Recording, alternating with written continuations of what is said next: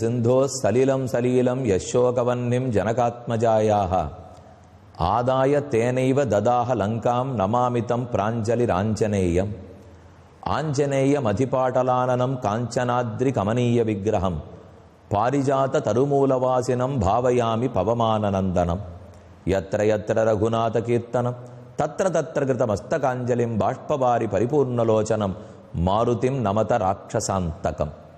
இன்று நாம் முக்கியமான ஊரில் அதி ஆச்சரியமான சன்னிதானத்தில் ஆஞ்சநேயரை தரிசிக்கப் போகிறோம். ராமபக்தர், ராமதூதர், பிரதாப வீர ஆஞ்சநேயர் தஞ்சாவூரை அடைந்துள்ளோம். சோழ மன்னர்களால் பிரசித்தி அடைந்த ஊர். இங்கே பிரதாபசிம்ம மகாராஜா ஆச்சரியமான கோயில் கட்டியுள்ளார். ராமனுக்கு தனி கோயில், அது விஜயராமர் திருக்கோயில். ஆஞ்சநேயருக்கு தனி கோயில், பிரதாப வீர ஆஞ்சநேயர் கோயில். இந்த ஆஞ்சநேயர் சிறந்த வரப்பிரசாதி. அவ்வளவு கூட்டம் வருகிறது. மக்கள் அலைமோதி ஆஞ்சநேயரை தரிசிக்கிறார்கள். நாங்கள் சென்ற அன்னைக்கும் விடியற்காலத்திலேயே போயிருந்தாலும் அவ்வளவு கூட்டம். ராம பக்தர்கள், ஆஞ்சநேய பக்தர்கள் இவர்களால் சூழப்பட்ட கோவில். இந்த கோயிலை மூலை ஆஞ்சநேயர் சன்னதி என்னும் குறிப்பிடுகிறார்கள். இத்திருக்கோயில் தஞ்சாவூர் ஊருக்கே வடமேற்கு மூலையில் உள்ளது. அது வாயு மூலையானபடியால் அந்த வாயுகுமாரர், வாயுபுத்திரன் ஆஞ்சநேயர் அங்கேயே எழுந்துருளி உள்ளார். அப்ப தஞ்சாவூருக்கே சிறப்பு செய்து கொண்டிருக்கிறார் இந்த ஆஞ்சநேயர். இங்கே குருசேது பவஸ்வாமி என்பவர் இருந்தார். அவர் கூறி அவருடைய உபதேசத்தின் அடியாக மகாராஜா பிரதாபசிம்மர் அவர்தான் இந்த திருக்கோயிலை செப்பனிட்டு ஆஞ்சநேய சுவாமியை எழுந்துருள பண்ணினார். இங்கிருக்கும் கோயிலுக்குள் நுழைகிறோம். பெரிய 2 துவாரபாலகர்கள். பெருமாள் சன்னிதானம் என்னால் துவாரபாலகர்கள் ஜெயன், விஜயன் என்று 2 இருப்பார்கள். ஆனால் இந்த சன்னிதானத்து துவாரபாலகர்கள் ஆஞ்சநேயர் சன்னதி அல்லவா, 2 வானரோத்தமர்களே துவாரபாலகர்களாக உள்ளார்கள். இந்த புறத்தில் ஒரு வானரம், அந்த புறத்தில் ஒரு வானரம், இருவரும் ஹனுமானை காக்கிறார்கள். கோயிலுக்குள் நுழைகிறோம். ஆச்சரியமான மூலமூர்த்தி, அற்புதமான உற்சவமூர்த்தி, அபயமளிக்கும் திருக்கரங்களோட மூலவர் எழுந்துருளி உள்ளார். சின்ன மூர்த்தி தான். இவரா சஞ்சீவி மலையை தூக்கி வந்தார்? இவரா கடல் முழுக்க தாவினார்? இவரா சீதைக்கு சூடாமணியை பெற்று ராமநாமாங்கிதமான மோதிரத்தை கொடுத்தார்? சிறியவராக உள்ளாரே, ஆனால் கீர்த்தி எவ்வளவு தெரியுமோ? மக்களை பார்த்தாலே தெரிகிறதே. எத்தனை பேர் வருகிறார்கள்! ஹாரத்தி, புஷ்போத்சவம், அர்ச்சனங்கள், மாலைகள், பிரசாதங்கள் என்று கோயிலே அவ்வளவு கூட்டத்தோடைய பக்தர்களுடைய ஹாகாகாரத்தோடும் அவர்களுடைய பல்லாண்டு மங்களாசாசனத்தோடும் காட்சி அளிக்கிறது. உற்சவரை சேவிக்கிறோம். கூப்பின கைகள், ஆச்சரியமான திருமுக மண்டலம். சீதையும் காத்து ராமனையும் காத்து இருவருக்கும் உயிரூட்டினார் அல்லவா, அந்த பேரழகு ததும்பும் திருமுகத்தோட எழுந்தருளி உள்ளார். அமாவாசை அன்று நிரம்ப கூட்டம் வருகிறது. மேலும் ஆண்டுக்கு ஒரு முறை 10 நாள் உற்சவம் நடக்கும் போது வெகு விமரிசையாக இத்திருக்கோயில் உற்சவம் நடக்கிறது. தஞ்சாவூர் வாசிகள் பாக்கியம் செய்தவர்கள். ஏன் மற்ற ஊர்க்காரர்களுக்கு அந்த பாக்கியம் கூடாதா? கண்டிப்பாக. தஞ்சாவூர் மேல வீதி பிரதாப வீர ஆஞ்சநேயரை நாம் ஒத்தத்தரும் சேவிக்க போய் அந்த ஊர்க்காரர்கள் அடைந்த பாக்கியத்தை நாமும் அடைவோம். ஆஞ்சநேயருடைய அனுமதி தரிசனத்தோட அடுத்த சர்க்கத்தை அடையலாம். தற்போது நாம் 89வது சர்க்கத்தில் உள்ளோம். இங்கே குஹன் பரதனை ஓடத்தில் அமர்த்தி இக்கரையிலிருந்து அக்கறைக்கு அழைத்து போகிறார். வியுஷராத்ரிம் து தத்ரைவ கங்காகூலேச ராகவ கால்யமுத்தாய சத்ருக்னம் இதம் வச்சனம் அப்ரவீத். விடியற்காலை பரதன் எழுந்திருந்தான். இரவு முழுக்க பேசி கழித்தார்களே, ஆனாலும் பரதனுக்கு தூக்கம் வரவில்லை. சத்ருகனன் இளையவன் அல்லவா, சற்றே உறங்கினான். சத்ருகன தூங்காதே, எழுந்திரு, போகலாம். சத்ருக்ன உத்தாய கிம் சேஷே நிஷாதாதிபதிம் குஹம் சீக்கிரமானய பத்ரந்தே தாரயிஷதி வாகினீம். எங்களை கங்கையை கடத்தி விடு, நாங்கள் பரத்வாஜரை அடைய வேண்டும். அவரிடத்தில் ராமன் இருக்கும் இடத்துக்கு வழி கேட்க வேண்டும். இனி நீ சொன்னதை கேட்ட பிற்பாடு ஒரு வினாடி நான் காலதாமதப்படுத்தக்கூடாது. ஓடுகிறேன், ராமனை அழைத்து கொண்டு வருகிறேன் என்று பேசினான். குஹனும் தன்னுடைய ஆட்களுக்கெல்லாம் ஆணையிட்டு பல பல படகுகளை கொண்டு வந்து நிறுத்துகிறான். 500 படகுகள் என்று வால்மீகி சொல்லுகிறார். எண்ணிறந்த படகுகள் என்று கம்பர் உரைக்கிறார். கச்சித் சுகம் நதி தீரே வாத்சீஹி காகுஸ்த சர்வரியம் ஆகம்ய பிராஞ்சலி காலே குஹோ வச்சனம் அப்ரவீத் கச்சிச்ச சகசைன்யஸ்ய தவ நித்தியம் அனாமயம். என்னை இரவு சுகமாக கழிந்ததா என்னான் குஹன். பரதனுக்கு முகம் போன போக்கு சொல்ல வேண்டுமே, சுகமாக கழியுமா குஹா? இந்த கேள்வி நியாயமா? என்னிடத்தில் சுகமே இல்லையே, நான் துன்பக் கடலில் ஆழ்ந்திருக்கிறேன், ஒரு இரவு கூட எனக்கு சுகமாக கழியப் போவதில்லை. நேரம் கடத்த வேண்டாம், படகுகளை கொண்டா. ததோ குஹ சந்த்வரிதா ஸ்ருத்வா பரத சாசனம் கங்காந்து நௌபிர்வன்பிர்தாசாஹ சந்தாரயந்துனஹ பிரதிப்பிரவிஷ்ய நகரம் தம் ஞாதி ஜனம் அப்ரவீத். தன்னுடைய ஞாதிகள் பங்காளி பேர்கள் அனைவருக்கும், தன் ஆட்கள் அனைவருக்கும் குஹன் ஆணையிடுகிறான். எத்தனை படகுகள், பெரும் படகுகள், சிறு படகுகள், கப்பல்கள், ஓடங்கள் உண்டோ அனைத்தும் இங்கே கங்கை கரைக்கு கொண்டு வரப்படட்டும். கிடு கிடு கிடு மொத்த பேரும் வந்து சேர்ந்தார்கள். அந்யாக ஸ்வஸ்திக விக்னேயா மகா கண்டாதராதராக சோபமானாக பதாகின்யாக யுக்தவாகாக சுசம்ஹதாக. அப்போது ஸ்வஸ்திகம் என்று பெயர் பெற்ற உயர்ந்த படகு கொண்டு வந்து நிறுத்தப்பட்டது. அதில் மேலே விதானம், ஒரு பந்தல் போடப்பட்டிருக்கிறது. கீழே வெண்பட்டு கம்பளம் விரிக்கப்பட்டிருந்தது.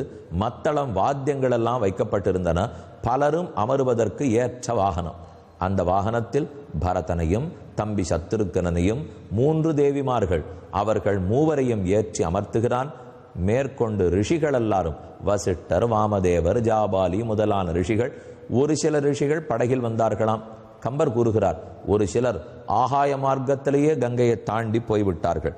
புரோஹிதஸ்ச தத்பூர்வம் குரவோ பிராமணாச்ச ஏ கௌசல்யாச்ச சுமித்ராச்ச யாச்சான்யா ராஜயோஷிதா. கௌசல்யை, சுமித்ரை, மற்ற ராஜகுல பெண்டிர் அவர்களும் புரோகிதர்களும் குருக்களும் ஆச்சாரியர்களும் ஏறினார்கள். மெதுவே படகு நகர ஆரம்பிக்கிறது. பல முறை சென்று சென்று வந்தது என்று கூறுகிறார். இக்கரையிலிருந்து அக்கறைக்கு போகுமாம், இறக்கி விடுகிறது, திரும்ப வருகின்றன, மறுபடியும் போகிறது, திரும்ப வருகின்றன. எங்களுக்கு ஒரு பாக்கியம் கிடைத்தது. ஸ்ரீராம அனுயாத்ரா என்னொரு யாத்திரை சென்றோம். அயோத்தியிலிருந்து தொடங்கி ராமன் போன அத்தனை இடத்துக்கும் தெற்கு கோடி வரை சென்று விட்டு வந்தோம். அப்போது சிங்கிபேரபுரத்துக்கு வரும்போது நாங்கள் சுமார் 600 பேர் இருந்தோம். ஆனால் அங்கே இருந்த ஓடங்கள் 4 ஓடங்கள் இருந்தன. அடியவங்களுக்கு ஒரு ஆசை, அன்னைக்கு இப்படித்தானே ராமனையும் அழைத்து போயிருப்பான், பரதனையும் அழைத்து போயிருப்பான், நாமும் போக வேண்டும் என்று கேட்டோம். கங்கை பெருக்கெடுத்து ஓடிக்கொண்டிருந்தது. அந்த 4 பேரும் கூட 4 இளவல்களை அழைத்து கொண்டு மிகுந்த உற்சாகத்தோட ஒரு 20 பேராக அமர்த்தி அவ்வளவு தூரம் போயிட்டு அவ்வளவு தூரம் திரும்பி வந்தார்கள். பெருத்த நமக்கும் போவதற்கு தைரியம் இல்லை, நம்மாலையும் போகிறதுக்கு இயலாது, அவர்களாலையும் ரொம்ப நேரம் செலவழிக்க முடியாது. ஆனால் அத்தனை பேருக்கும் 600 பேருக்கும் இந்த படகுகளை ஏற்றி இங்கிருந்து ஒரு 10 நிமிஷம் அக்கறை, அக்கறையிலேருந்து 5 நிமிஷம் இக்கரை, என்ன ஒரு 15 நிமிஷம் பிரயாணம் கிடைத்தது. அப்ப அங்க உட்கார்ந்து கொண்டு ராமநாமத்தை சொன்னபோது கங்கையே ஆர்ப்பரிக்கிறா போலே இருந்தது.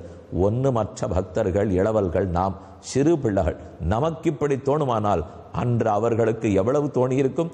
ராமனை நேரே தரிசித்திருந்தவர்கள். ஆக புரோஹித் எல்லாரும் ஏறி அமர்ந்தார்கள். நாரீணாம் அபிபூர்ணாஸ்து காச்சித் காச்சித்து வாஜினாம் காச்சித் தத்ர வஹந்தி ஸ்ம யானயுக்ஞம் மகாதனம் தாஸ்து கத்வா பரம் தீரம் அவாரோப்பியச்ச தம் தனம். ஆச்சரியம்! வந்திருக்கிற குதிரைகளுக்கும் ஒட்டகங்களுக்கும் யானைகளுக்கும் படகு வேண்டுமே. அனைத்தும் கங்கை நீந்தியா கிடக்கும். நீந்த தெரிந்த பிராணிகளெல்லாம் நீந்தும்.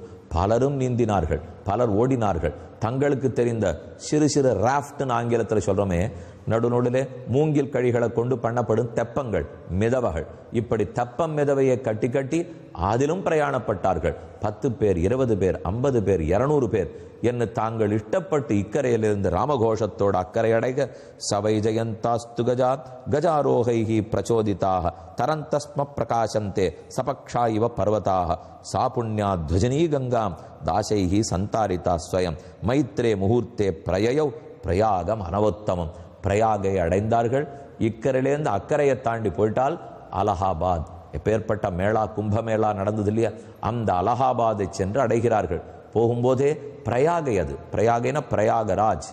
பிரயாகை கங்கா, யமுனா, சரஸ்வதி, இந்த 3ம் சேர்ந்து சங்கமம். அதனால தான் சங்கம்னு சொல்றோம், திரிவேணி சங்கமம்னு சொல்றோம், பிரயாகைன்னு சொல்றோம். உலகத்து பிரயாகைகள் எத்தனையிலோ அத்தனையும் தலையாய பிரயாகை அது. மைத்ரே முகூர்த்தே பிரயயோ, இவர்கள் விடியற்காலை போய் சேர்ந்து விட்டார்கள். மைத்திர முகூர்த்தம்ங்கிறது சூரிய உதயத்துக்கு முன்பால் 4 to 6 நாழிகைக்கு உட்பட்ட காலம். அந்த முகூர்த்தத்தில் போய் சேர்ந்தார்கள். கங்கை நினைத்து கொண்டாள், இத்தனை ராமபக்தர்கள் நம்மேல் பிரயாணம் பண்ண நாமேதோ என்று பெரும் பாக்கியம் செய்திருக்கிறோம். இது கங்கையே நினைத்துக் கொள்ளுகிறார். ஆஸ்வாசயித்வாச்ச சமும் மகாத்மா நிவேசயித்வாச்ச யதோபஜோஷசம் ச பிராமணஸ்ய ஆசிரமம் அபியுபேத்ய மகாத்மனः தேவபுரோஹிதஸ்ய ததர்ஷ ரம்போஜ விருக்ஷ தேசம் மகத்வனம் விப்ரவரஸ்ய ரம்யம். எல்லாரும் அக்கறையில் போய் இறங்கினார்கள். அந்த கரையிலேயே அனைவரையும் இறங்கி ஓய்வெடுக்க சொன்னான் பரதன். இருங்கள், நான் போய் பரத்வாஜரை தரிசித்து விட்டு வருகிறேன். அவரிடத்தில் வழி கேட்டு கொண்டுதான் மேற்கொண்டு நாம் போக வேண்டும். செல்வோம், அதுவரை காத்திருங்கள் என்று சொல்லி பரதன் புறப்படுகிறான். அது ஓர் புறம் இருக்கட்டும். நாம் விட்ட இடத்திலிருந்து கம்பராமாயணத்தை பார்க்க வேண்டும். அது இன்று மட்டிருக்கும் மீத நேரம் அல்ல, இன்னும் ஒரு நாளும் சேர்த்து பார்க்க வேண்டும். ஏனெனில் பரதன் நாட்டு மக்களை அழைத்து கொண்டு கௌசல்யை முதலானவர்களை கூட்டிக் கொண்டு ராமரிடத்தில் வந்து சேர்ந்தாரே, இந்த கட்டத்தை கம்பர் பண்ணி உரைத்திருக்கிறார். அவ்வளவு ரசம். கேட்க கேட்க அழாதவன் இருக்க முடியாது. இப்படி ஒரு பக்தியா பரதனுக்கு? அந்த பக்தியில் 1000 வேண்டாம், 1,00,000 ஒரு சிறு பங்கு நமக்கு கிடைத்தாலும் போகும் என்று சொல்ல வைக்கக்கூடிய அழகான காவியம். ராமாயணத்தில் வால்மீகி ராமாயணத்துக்கு ஒரு விதத்தில் பெருமை, கம்பராமாயணத்துக்கு மற்றொரு விதத்தில் பெருமை. நாம் எந்த இடத்தில் விட்டிருக்கிறோம்? பள்ளிப்படை படலத்தில் உள்ளோம். பரதன் நாட்டுக்கு வந்தவன் தன் தந்தையார் மரித்தார்னு கேள்விப்பட்டான். ஈமச்சடங்குகளுக்கு ஏற்பாடு செய்யப்பட்டது. அதை செய்ய தொடங்குகிறான். என்னும் வேலையில் எழுந்த வீரனை அன்னை தீமையால் அரசன் நின்னையும் துன்பத்தால் துறந்து போயினான் முன்னரே என முனிவன் கூறினான். அப்போது தன் தந்தையாரை எண்ணெய் கொப்பரையிலிருந்து எடுத்து அவருக்கு ஈமச்சடங்கு செய்ய சித்தை மூட்டி ஏற்றும் போது, பரதன் சித்தை மூட்ட வேண்டுமல்லவா? அவன் நெருப்புக்கட்டை கையில் எடுத்த போது வசிஷ்ட முனிவர் தடுக்கிறார். பேரிடிய போலே பரதனால் நம்ப முடியாத அளவுக்கு ஒரு வார்த்தை கூறினார்.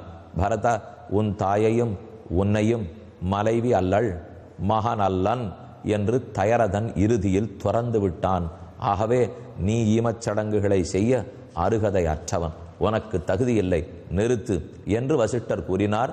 அடுத்து சத்துருக்கனன் தான் காரியங்களை முடித்தான் என்கிறார். உரை செய்ய மன்னர் மற்ற எண்ணில் யாவரே இரவிதன் குலத்து எந்தை முந்தையோர் பிறத பூஜனைக்குரிய பேரிலேன் அரசு செய்யவோ ஆவதாயினேன். அப்போது பரதன் அரற்றினான், வசிஷ்டரே, உமக்கே நீர் செய்வது நியாயமாகப்படுகிறதா?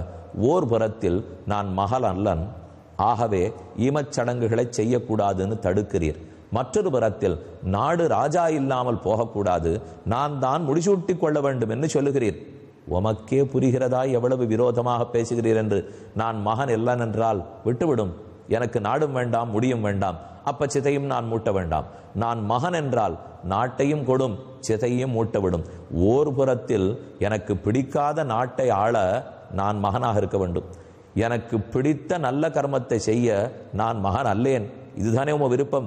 இப்படியா தர்மசாஸ்திரம் சொல்லிக் கொடுத்தது? என் அழுகிறான். பிறத பூஜனைக்கு உரிய பேரிலேன் அரசு செய்யவோ ஆவதாயினேன்.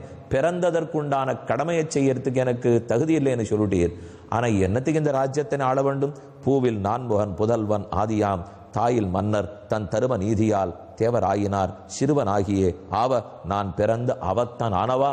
பிரம்மா தொடக்கமாக எறும்பு ஈராக இத்தனை பேரும் உலகத்துக்கு நன்மை சேர்த்தார்கள், நான் ஒருத்தன் பிறந்தா தீயவனாகி விட்டேன் மேலே என்று கூறி நொந்து இடரில் மூழ்கும் அத்துன்று தாரவர் கிளைய தோன்றலால் அன்று நேர்கடன் அமைவதாக்கினான் நின்று நான் மறை நெரிசை நீர்மையான். வசிஷ்டர் இது எதை பற்றியும் கவலைப்படாமல் தம்பியான சத்துருக்கரனை வைத்து காரியங்களை முடித்தார். பரதன் தவித்திருக்க, இனி அனைவரோடையும் சேர்ந்து நாம் காட்டுக்கு செல்வோம், சித்திரகூடத்தை அமர்ந்து ராமனை அடைவோம், திரும்ப கூட்டி வர வேண்டும் என்று பரதன் சூளுரைத்து புறப்படுகிறான். புறப்பட்ட சேனை போன விதம், குகனை பரதன் சந்தித்த விதம் அனைத்தும் கேட்க கேட்க இன்பமும் மற்றொரு பக்கம் கண்களில் நீரையும் வரவழைக்கும்.